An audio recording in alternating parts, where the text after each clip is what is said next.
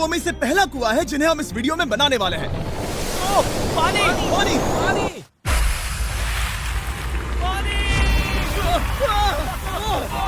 आपने अभी अभी केन्या के एक छोटे से गांव को पीने के पानी का अनलिमिटेड सप्लाई मिलते हुए देखा, वो भी सिर्फ 1 सेकंड में। अभी एक कुआं बना है और 99 बाकी हैं। आपको ये वीडियो बहुत पसंद आएगा। इन 100 कुओं को मिलाकर 5 लाख से ज्यादा लोगों को पीने का ताज़ा पानी मिलने वाला है। केन्या की इस साइट पर कुछ कुएं बनाने के बाद हम नाइरीरी स्कूल सिस्टम के साउथ में गए और कह सकते हैं कि उन्हें हमसे मिलकर बहुत खुशी हुई। क्या हाल है?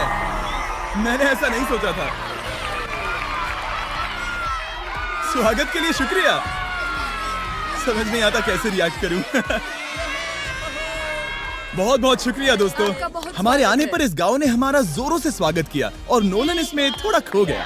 नोलन जैसा अजीब इंसान मैंने कभी नहीं देखा और ये मेरी गलती नहीं है। और फिर वहाँ का स्कूल देखने के बाद ये रहे हमारे मेहमान। क्या हाल है? दिन अच्छा बीत रहा है ना? सबसे मिलकर अच्छा लगा। एक टीचर ने मुझे दिखाया कि स्टूडेंट्स कहाँ से पानी पीते हैं, जो कि एक बहुत ही अनसेफ नदी से आ रहा था। तो आपके स्टूडेंट्स यहीं से पानी पीते हैं? हाँ ये बुरी बात है। हाँ, स्टूडेंट्स हमेशा डायरिया जैसी बीमारी, टाइफाइड जैसी बीमारी की कंप्लेंट्स करते हैं क्योंकि वो ऐसा पानी पीते हैं। तो हाँ। हम कोशिश करते हैं, पर देख रहे हो ना, अब क्या कहा जाए। पर क्या करे, जिंदगी तो जीनी ही है और पानी तो सबको चाहिए होता है। जाहिर है कि इनकी हालत सच में बहुत खराब है। असुरक्षित पानी पीने से इन बच्चों की जिंदगी बहुत कम होती जा रही है। पर कम से कम इस गांव की मदद करने की हम पूरी कोशिश करने वाले हैं। क्या पता ये मुझे फिट आएगा या नहीं। मेरा सिर बड़ा है। देखते हैं पानी मिलता है या नहीं। ओह, ओह, बारिश हो रही है। क्या नजारा है। पानी जमीन से बाहर आने के बाद उसे ऐसे बैरल्स में इकट्ठा किया गया और बैरल्स को वाटर टावर्स पर लगाने के बाद आसपास के गांव के लोगों के पास सिर्फ पीने के लिए साफ पानी ही नहीं था, पर एक प्रेशराइज्ड वाटर सोर्स भी था, जिसका मतलब है कि लॉन्ड्री के लिए सुरक्षित पानी भी मिलेगा। और खींचो। मुझे बताओ ये नोलन की मॉम से कितना हैवी है? नोलन की मॉम से दुगना। ओह गॉड। मैं तुम्हें यहाँ से धकेल दूंगा। ठीक है, इसे अब यहाँ रख दो। हमने केनिया में और 20 कुएं बनाए और उसके बाद इसके जूते में भी कुआं डोंट है। वरी, मेरे दूसरे जूते में भी पानी है।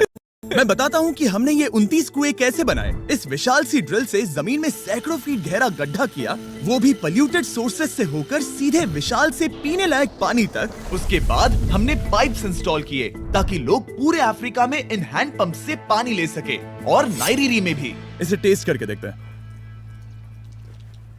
पानी जैसा है। मुझे इस 5 गैलन ड्रम को भरने के लिए 5 मिनट लगे। इससे एक दिन में कितना पानी मिल सकता है? 3600 गैलन्स एक दिन में। ये न केवल स्कूल के 400 बच्चों को कवर करेगा, बल्कि स्कूल के आसपास के गांव वाले भी इसका अच्छे से इस्तेमाल कर सकते हैं। पानी के लिए शुक्रिया आपका। कोई बात नहीं। ये पंप नॉन स्टॉप 30 सालों तक चल सकता है। आपको लग रहा होगा कि इस तरह का बड़ा काम करने के लिए एक बड़े गवर्नमेंट की जरूरत पड़ेगी, पर ये सच नहीं है। ये प्रॉब्लम सुलझाना बिल्कुल मुमकिन है और ऐसी चीजें करने के लिए इंसानियत को आगे आना ही चाहिए। आपकी कामयाबी का राज क्या है? सच कहूँ तो ऐसा कुछ खोजो जो तुम्हें करना पसंद है, उसे लंबे समय तक करो और तुम्हें कामयाबी जरूर मिलेगी। मैं इसे बहुत करीब लाने वाला हूँ। देख रहे हो? मजेदार है ना? जरा ऊपर देखो, वो रिकॉर्ड कर रहा है। ठीक है, मैं इसे करीब लाने वाला हूँ। ठीक है। हाँ, तुम खुद को देख सकते हो। हम इस गांव के लिए भी कुआं बना पाए, इस गांव के लिए भी और इन दूसरे 12 गांवों के लिए भी। और जब हम ये पंप्स लगा रहे थे, तब हमने यहाँ के एक स्कूल को नए कंप्यूटर से अपग्रेड भी कर दिया। बच्चों को ये कैसा लगा? उन्हें शुक्रिया, सच उन्हें में ये बहुत पसंद पसंद आया। खुशी है कि सब ठीक से हो गया। हमने क्लासरूम्स में नया फर्नीचर भी लगाया, उसके साथ कुछ शेल्व्स नई बुक्स के साथ, और सभी स्टूडेंट्स को एक फुटबॉल भी दिया। थैंक यू मिस्टर बीस, थैंक यू। यहाँ तक कि सभी क्लासरूम्स में नए व्हाइट बोर्ड्स और प्रोजेक्टर्स भी लगाए। आप सबको ये प्रोजेक्टर पसंद आया? हम चौक का इस्तेमाल कर रहे थे जिससे बहुत डस्ट होता था, लेकिन आज सब कुछ साफ है। हमें इस बात की खुशी है। कोई बात नहीं, इतना तो कर ही सकते हैं। पर जब हम 45वें कुएं की साइट पर गए, तब एहसास हुआ कि वहाँ का हाल और भी बुरा है। जब भी उन्हें पानी की जरूरत पड़ती थी, तब उन्हें जंगल से 1 मील खतरनाक रास्ता तय करके जाना पड़ता था, जो एक विशाल सी पहाड़ी से जाता है। मैं जल्दी उठता हूँ, लगभग सुबह 4 बजे, ताकि मैं स्कूल के लिए पानी ला सकूँ। यहाँ से पानी निकालना सेफ नहीं है। ये जगह बहुत स्लिपरी है, जिससे किसी को चोट लग सकती है। हमने उनके कुएं पर काम करना शुरू किया, तब उन्होंने मुझे दिखाया कि वो पानी कहाँ से निकालते थे। आपको दिन में ऐसे कितने चक्कर लगाने पड़ते हैं? 2 बार। दिन में 2 बार? ओह वाह, तो एक आम स्टूडेंट ऐसा ही कुछ ले जाता है? हाँ। ओह गॉड, अगर 200 स्टूडेंट्स ऐसा रोज करते हैं तो ये कितना मुश्किल होगा? बहुत मुश्किल हो सकता है। ओह गॉड, ये ढलान तो बहुत बड़ी है। अरे यार, ये ढलान तो रुकने का नाम ही नहीं ले रही। हर रोज मैं सच में दंग रह गया कि ये चढ़ाई कितनी मुश्किल थी। ये सब इतना कुछ करते हैं ताकि वो यहाँ तक पहुँच सके, जहाँ इन्हें साफ पीने का पानी मिल सके। आमतौर पर आप पानी यहीं से लेते हो? हाँ। और पानी भरने के बाद ये जग्स लगभग 18 किलो तक हो जाते हैं, जो इन बच्चों के लिए पहाड़ियों से ले जाने के लिए बहुत मुश्किल है। लेडीज आराम से ये 2 उठा सकती ओह, हैं। तो मैं अभी जरूर ले जा पाऊंगा। और एक बार हमने जग्स भर लिए, उसके बाद वक्त था वापस ऊपर जाने का। जल्दी करो, चलते हैं। इससे तो पसीना भी नहीं आ रहा है। मैं ले लूंगा। और अब घंटों तक असुरक्षित पानी को इकट्ठा करने के बजाय उनका नया पंप स्कूल के बस 10 फीट दूर था, तो अब ये यहाँ से पानी ले सकते हैं। बहुत थक गया हूँ। और फिर हम गए हमारे अगले गांव में, जहां हमने बनाया हमारा 46वां कुआं। पर हमें एक प्रॉब्लम से गुजरना पड़ा। हमने देखा कि ये गांव आधे से बटा हुआ है, वो भी इस खतरनाक सी नदी से। ये अभी इतनी खतरनाक नहीं लगेगी, पर जब बारिश का मौसम आता है, पानी ऊपर तक आकर इस पुल को पूरी तरह से निगल लेता है। और ये पुल इसलिए इतना जरूरी है क्योंकि वहाँ जो गांव है, वहीं पर सभी हॉस्पिटल्स और स्कूल्स हैं, इसलिए यहाँ से रोज गुजरना पड़ता है। ये खतरनाक है, लेकिन इस पुल के अलावा इनके पास और कोई ऑप्शन नहीं है। जब ये नदी उफान पर होती है तो ये किसी को भी बहा ले जाती है, लोग, स्टूडेंट्स, यहाँ तक कि जानवर भी। हाल ही में इस नदी को क्रॉस करने की कोशिश में हमने 3 लोगों को खो दिया। इस तरह किसी की जान जाना पागलपन है और हम इसे स्वीकार नहीं कर सकते। और जिस पल हमने इस बारे में सुना, तब हमें मदद करनी ही पड़ी। तो पंप तक जाने वाले पुल को जब हमने ठीक करना शुरू किया, तब हमने केन्या से 2000 मील दूर जिम्बाब्वे देश का भी सफर तय किया। अफ्रीका में आए 1 हफ्ते से ज्यादा हो गया है और अब भी कई पंप्स लगाने बाकी है। तुम में से बदबू आ रही पर है। मैंने सुबह ही शावर लिया था। बात होते ही मैं हाथ नीचे ले लूंगा।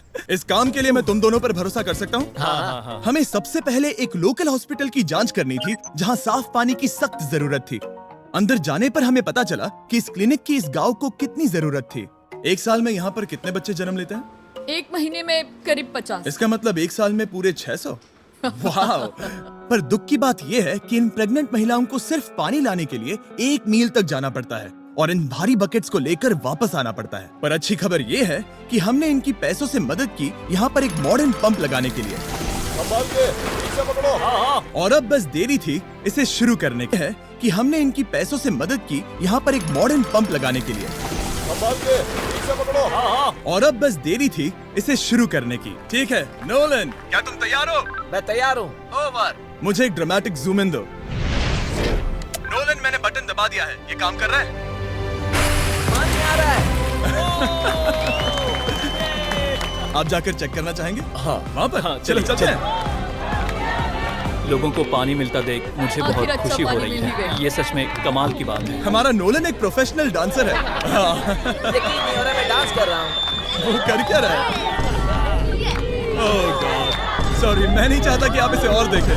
साफ पानी मिले ये पक्का करने के अलावा इस गांव में बहुत से स्टूडेंट्स को ट्रांसपोर्टेशन की भी दिक्कत थी, तो हमने इन सबको नई साइकिल्स देने का फैसला किया। बच्चे बहुत ज्यादा हैं, पर हमने साइकिल्स भी उतनी ही खरीदी हैं।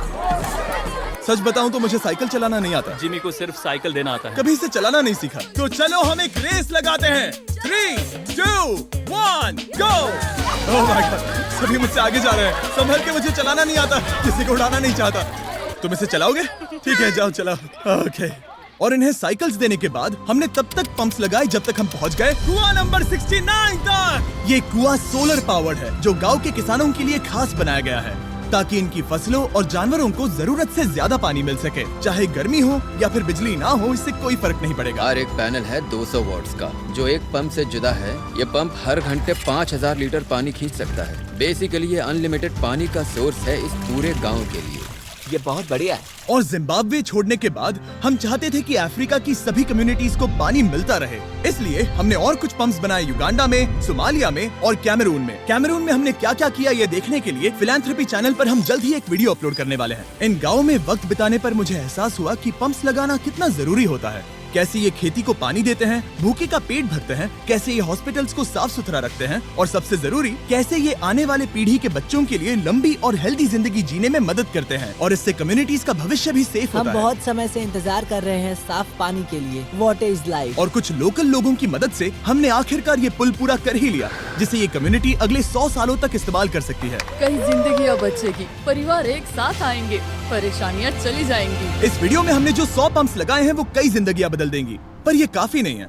इसीलिए मैं चाहता हूं कि आप जाने से पहले beachphilanthropy.org/wells पर जाएं और मुमकिन हो तो पैसे डोनेट करें। मैं सच कह रहा हूं, हमें इस वीडियो से एक पैसे का भी फायदा नहीं हो रहा है। इस वीडियो से जितने भी पैसे आएंगे वो 100% इन पंप्स को बनाने में खर्च होंगे, वो भी पूरी दुनिया में। पता है ये अजीब है कि एक यूट्यूबर को ये सब करना पड़ रहा है, पर किसी को तो करना ही होगा। अगर कोई नहीं करेगा तो हम ये करेंगे ही। आप देख सकते हैं इस काम से कई कम्युनिटीज की जिंदगियां बदल रही हैं।